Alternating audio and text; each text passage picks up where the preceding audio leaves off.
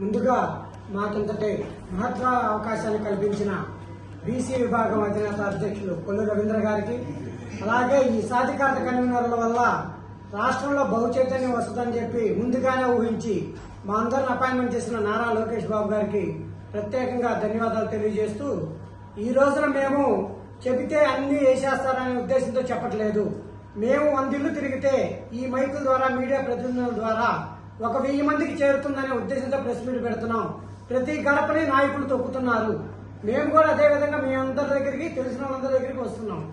ఈ రోజున జగన్మోహన్ రెడ్డి చేస్తున్న నా ఏబీసీ, నా ఎస్టీ, నా ఎస్టీలు అనే ఒక మనిషి ఈ రోజున ఒక బీసీ మంత్రిగా ఇచ్చిన చెల్లిపోయిన వేణుగోపాల్ కనీసం ప్రెస్ మీట్ కూడా పెట్టే స్థాయిలో లేడనేది మీరందరూ గుర్తుంచుకోవాలి. బీసీలారా, బీసీ మంత్రి ఒక రెడ్డి సమాజ వర్గం చెందిన వ్యక్తి దగ్గర మోకాల మీద నుంచున్న మహాసభలో నుంచున్నది మనందరం కూడా ఎంత అవమానకరంగా జరిగిందో మీరందరూ గుర్తుంచుకోవాలి. ఇచ్చేది పేరుకి పదవే తప్పితే ఒక్క కార్పొరేషన్ చైర్పర్సన్ కూడా ప్రెస్ మీట్ పెట్టే ధైర్యం కూడా లేదు.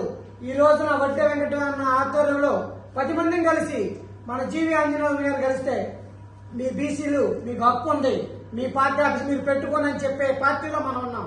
ఈ హక్కును మనం కాపాడుకోవాలంటే జీవితకాలం తెలుగుదేశం పార్టీలో ఉండాల్సింది కాదు. ఈ 5 ఏళ్ళు 10 ఏళ్ళు మీరు తెలుగుదేశం పార్టీకి అధికారం ఇచ్చి చూడండి. జీవితకాలం తెలుగుదేశం పార్టీ ఉండాలని ప్రజలందరూ ఆకర్షించే విధంగా మేమందరం ఇప్పటికే నమ్మకంగా ఇక్కడ ఎంతమంది చేరాం. మీరు కూడా నమ్మకంగా ప్రతి ఇద్దరు కూడా సైకిల్ గుర్తుకి ఓటేయండి. జనసేన కూటమి అభ్యర్థులకు ఓటేయండి. అఖండ మెజార్టీని గెలిపించాల్సిందిగా కోరుతున్నాం. ధన్యవాదాలు.